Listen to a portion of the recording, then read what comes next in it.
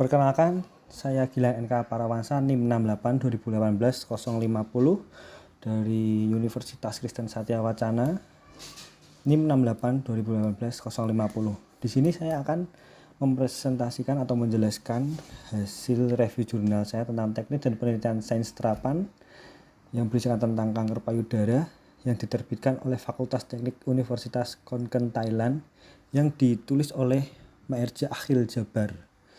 Jurusan AI dan ML Verdaman College of Engineering, Hyderabad, Telangana 501218 India yang diterima pada 14 Januari 2020, direvisi pada 25 Mei 2020, diterima 23 Juni 2020.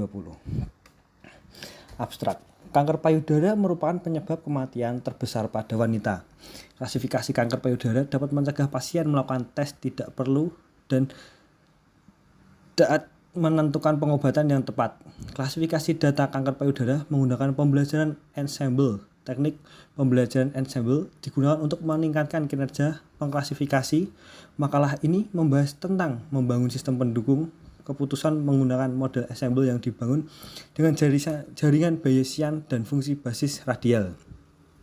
Dalam pekerjaan ini, eksperimen ekstensif dilakukan pada kumpulan data akses terbuka yang banyak dipelajari kumpulan data kanker payudara Wisconsin (WBCD). Kumpulan data dipartisi menjadi pelatihan dan pengujian berbagai metrik seperti akurasi, sensitivitas, spesifitas, nilai prediksi positif, nilai prediksi negatif, tingkat kesalahan, tingkat positif palsu, koefisien korelasi. Matthew digunakan untuk mengukur kinerja model. Hasil eksperimen menunjukkan bahwa metode yang diusulkan mencatat akurasi yang luar biasa sebesar 97% untuk mengklasifikasikan data kanker payudara dan mengungguli pendekatan yang ada.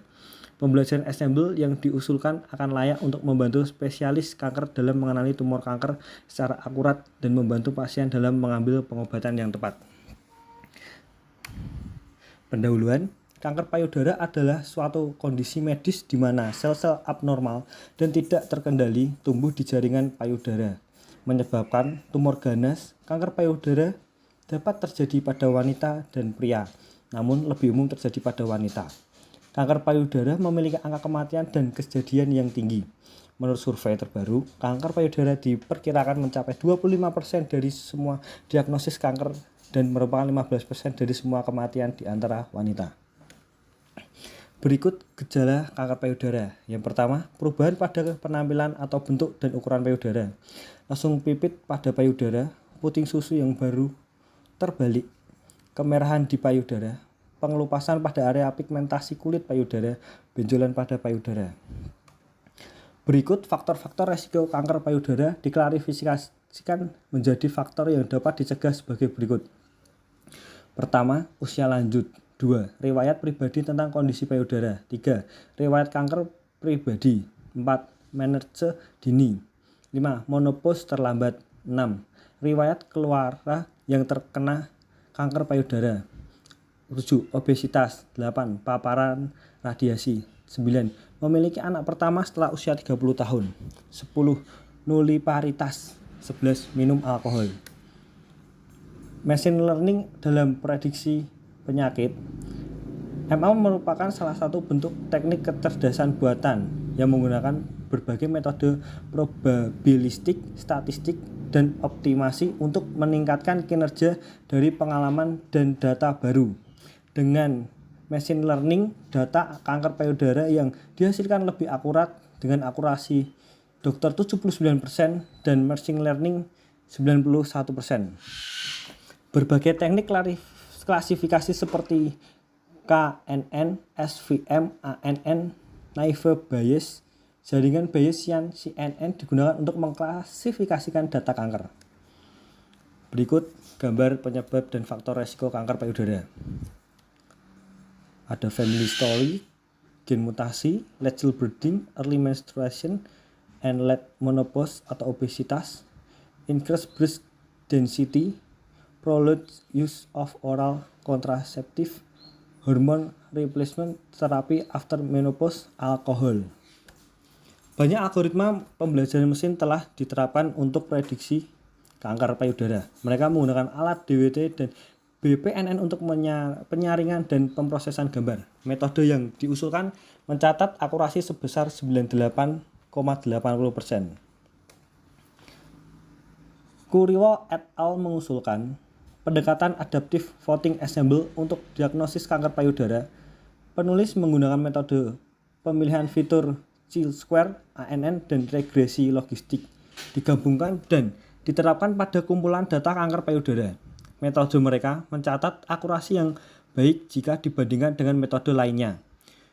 View et al. Melakukan penelitian menggunakan machine learning untuk mendeteksi limfedema di antara pasien BC. Algoritma statistik dan machine learning digunakan untuk analisis data. Total 355 data pasien dikumpulkan untuk penilaian ini. 18 fitur yang terkait dengan gejala kanker payudara digunakan. Penulis membandingkan 5 algoritma klasifikasi seperti DT-C4, 5, DT-C5.0, GBM, ANN, dan SVM menggunakan RBF. Parameter dioptimalkan menggunakan 5 validasi silang. Di antara 5 algoritma klasifikasi, ANN mencapai akurasi 93,75% untuk mendeteksi edema limfa. DTC 4.5 mencatat akurasi terendah sebesar 76,31% untuk mendeteksi limfedema. Deteksi kanker payudara menggunakan CNN dan SVM diusulkan oleh Raghav et al. Penulis mengusulkan deteksi berbantuan komputer untuk mengklasifikasikan tumor CNN digunakan untuk ekstraksi fitur arsitektur. AlecNet digunakan untuk menyempurnakan kelas menjadi 2. Set data DDSM dan CBIS DDSSM yang tersedia untuk umum digunakan untuk analisis eksperimental. SVM digunakan untuk klasifikasi. Metode yang diusulkan mencatat akurasi sebesar 87,2% yang akan digunakan untuk mendeteksi kelainan pada kanker payudara. Agharab et al. Menyajikan survei tentang aplikasi ML pada deteksi kanker payudara. 6 algoritma machine learning yaitu GRU, SVM, MLP, NN, regresi linear, SVM, dan regresi softmax digunakan. Set data kanker payudara diagnostik Wisconsin digunakan untuk analisis eksperimental. Set data dipartisi menjadi pelatihan 70% dan pengujian 30%. Di antara semua pengklasifikasi, MLP mencatat akurasi 99,4%. Prediksi kanker payudara menggunakan SVM, decision tree, dan naive Bayes diusulkan oleh Pritom et al. Metode mereka berfokus pada penemuan apakah kanker payudara bersifat rekursif atau tidak. Kartik et al. Menggunakan Deep Neural Network DNN untuk klasifikasi data kanker payudara. DNN diterapkan pada set data WBCD yang tersedia di repositori khusus. Eliminasi fitur rekursif digunakan untuk pemilihan fitur dan mengekstraksi fitur terbaik dan menghapus fitur lainnya. DNN digunakan untuk klasifikasi. Metode yang mereka usulkan memperoleh akurasi 98,62% dalam metode DNN RVA. Ibrahim Eli et al. Mengusulkan metode untuk mengklasifikasikan kanker payudara sebagai ganas atau normal. Teknik klasifikasi SVM dan ANN diterapkan pada set data WBCD. Penulis mengklaim bahwa algoritma ANN memberikan akurasi yang lebih unggul 82,64% dan presisi 79% jika dibandingkan dengan SVM. Berikut contoh jaringan Bayesian, bahan dan metode. Pengklasifikasi ensemble yang digunakan dengan Bayesian Network dan radial basis fungsi diterapkan untuk klasifikasi kanker payudara. WBC digunakan untuk analisis eksperimental. Subbagian akan membahas tentang 2 pengklasifikasian individu dan pengklasifikasian ensemble yang diusulkan. Jaringan Bayesian digunakan untuk mempresentasikan hubungan probabilistik antara item atau objek. Jaringan Bayesian adalah grafik asiklik terarah, di mana node mewakili variabel kehilangan tepi, kondisional independensi antar variabel. Setiap simbol ditetapkan ke fungsi probabilitas. Jaringan Bayesian digunakan untuk mempresentasikan pengetahuan tentang domain yang tidak pasti. Fungsi RBF adalah jaringan saraf berlapis 3 dengan lapisan A-ortopi, lapisan O-orpi, dan lapisan tersembunyi. RBF melakukan pembelajaran terbimbing dengan menghitung kesamaan input dengan contoh dari set pelatihan. Untuk mengklasifikasikan sampel baru, setiap neuron menghitung jarak antar input dan prototipenya. Fungsi dari RBF sebagai berikut. Yang pertama, fungsi basis radial Gaussian, kuadrat inverse, plat sublim tipis, fitur bagus RBF. 1. Pelatihannya cepat. 2. Seperti not keukuran MLP yang menerapkan fungsi penjumlahan linear. 3. Mereka pandai dalam interpolasi. 4. Fungsi basis radial seperti plat tipis yang diimplementasikan oleh mode tersembunyi. Pembelajaran ensemble adalah metode pembelajaran mesin terbimbing yang menggunakan beberapa algoritma pembelajaran untuk memperoleh satu model prediktif yang opsional. Berikut ensemble umum yang digunakan. Yang pertama, bagging adalah cara untuk mengurangi varians. 2. Boosting adalah pendekatan dua langkah yang juga disebut pembelajaran ensemble sekuensial dan digunakan untuk mengurangi bias bukan varians. 3. Penumpukan mirip dengan boosting dan dapat disebut sebagai pendekatan meta learning. Pengklasifikasian ensemble akan menangani 3 masalah seperti statistik, komputasional, representasional, di mana pengklasifikasian ini yang lemah tidak dapat menangani masalah ini. Pembelajaran ensemble merupakan metode yang ampuh dalam machine learning yang digunakan untuk meningkatkan kinerja model. Kumpulan pembelajaran yang beragam digabungkan untuk meningkatkan daya prediksi model. Memilih ensemble yang tepat merupakan hal terpenting untuk memprediksi kanker payudara. Algoritma yang diusulkan. Algoritma klasifikasi data kanker payudara menggunakan ensemble pembelajaran mesin. Langkah pertama, masukkan set data WBCD. Langkah kedua, terapkan teknik prapors pada WBCD. Yang ketiga, mempartisi set data sebagai set data pelatihan dan uji. Keempat, bangun pembelajaran ensemble menggunakan jaringan Bayesian dan RBF dengan validasi silang 10 kali lipat. Langkah kelima, untuk setiap sampel baru dikatakanlah data uji S. Keenam, pengklasifikasi ensemble sama dengan suara mayoritas kelas RBF, kelas jaringan Bayesian. Langkah ketujuh, catat keakuratan pendekatan yang diusulkan dan mengevaluasi menggunakan berbagai metrik. Diagram alir proses dari pendekatan yang diusulkan ditunjukkan pada gambar berikut ini. Bagian ini membahas tentang hasil dan pembahasan. Bagian ini membahas analisis data menggunakan pembelajaran ensemble. Kami mengevaluasi efektivitas pengklasifikasian ensemble menggunakan berbagai metrik. Evaluasi seperti akurasi, presisi, recall, F-measure, TPR, TNR, MCC. Metrik ini diperoleh dari metrik kebingungan yang dipresentasikan dalam tabel 1. Berikut tabel 1. Seperti ini. TN mengacu pada jumlah kasus normal yang diidentifikasikan sebagai normal. FN adalah jumlah kasus kanker payudara yang salah diidentifikasi sebagai normal. TP adalah jumlah kasus kanker payudara yang diidentifikasi dengan benar sebagaimana adanya. Dan FP adalah jumlah kasus normal yang salah diidentifikasi sebagai kanker payudara. Metrik yang diperoleh dari metrik confusion adalah sensitivitas ingat, sensitivitas TN, akurasi, nilai prediksi positif, nilai prediksi negatif, ukuran, tingkat kesalahan, tingkat positif palsu, koefisien korelasi Matthew.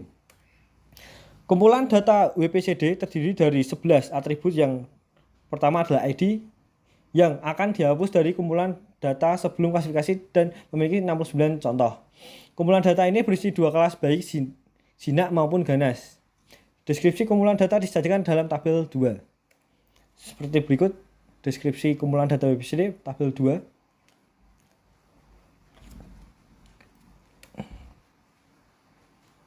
Tabel 3 menjelaskan hasil yang diperoleh dari pembelajaran ensemble yang diusulkan. Seperti berikut.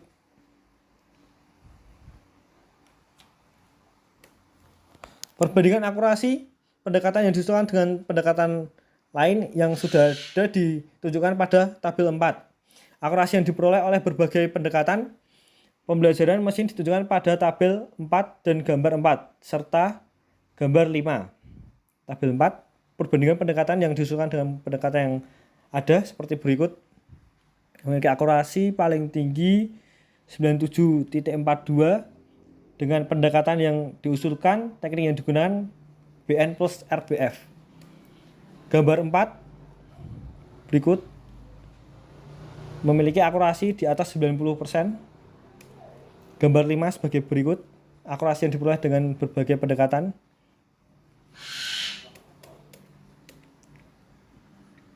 Dari tabel perbandingan menekankan bahwa pendekatan yang diusulkan mencatat akurasi yang wajar dibandingkan dengan metode lain. Tabel 5 membandingkan akurasi teknik pembelajaran mesin terkini yang diterapkan pada data kanker payudara. Hasil gambar 5 menunjukkan bahwa pendekatan yang diusulkan mencatat akurasi yang baik. Ini berarti bahwa model ini bekerja dengan baik untuk klasifikasi data kanker payudara. Tabel 6 memberikan perbandingan berbagai pendekatan untuk deteksi kanker payudara. Waktu yang dibutuhkan oleh setiap fungsi diberikan pada tabel 7 dan gambar 6. Sebagai berikut. Tabel 5, akurasi yang diperoleh dengan berbagai teknik. Paling besar 97.42 dengan metode yang diusulkan BN plus RPF. Tabel 6, perbandingan akurasi berbagai pendekatan untuk prediksi kanker payudara sebagai berikut. Tabel 7, waktu yang dibutuhkan setiap fungsi sekitar 2 hingga 5 menit. Tabel 6, the Gaussian dengan 2 menit, kuadratik 3 menit, inverse kuadratik 3 lebih sedikit menit, thin plate 5 menit. Kesimpulan, klasifikasi data kanker payudara yang akurat dan efektif sangat penting dalam diagnosis medis. Metode pembelajaran mesin digunakan secara luas dan berperan penting dalam mengklasifikasikan data perawatan kesehatan. Meskipun banyak teknik telah dikembangkan untuk mengklasifikasikan data kanker payudara, masih terdapat berbagai tantangan seperti akurasi. Untuk mengatasi hal ini, kami mengusulkan sebuah model untuk klasifikasi data kanker payudara. Dalam karya ini, model Ensemble dibangun menggunakan jaringan Bayesian dan RBF untuk mengklasifikasikan data kanker payudara. Jaringan Bayesian dan RBF memberikan akurasi yang baik dalam klasifikasi. Berbagai metrik digunakan untuk mengukur kinerja model yang diusulkan dibandingkan dengan metode lain yang ada dalam mengklasifikasi data kanker payudara. Dengan menggabungkan kedua pengklasifikasian heterogen ini, kami memperoleh akurasi optimal dan luar biasa sebesar 97.42%. Dari hasil tersebut telah dibuktikan bahwa teknik yang diusulkan dalam setiap perspektif lebih unggul daripada pengklasifikasian tunggal. Poin pertama, kelebihan dari jurnal ini menyediakan data yang akurat, informasi yang berguna bagi pembacanya. Kekurangan dari jurnal ini ada beberapa istilah kata yang kurang bisa dipahami oleh pembacanya. Sekian presentasi dari saya, mohon maaf jika ada salah kata. Terima kasih.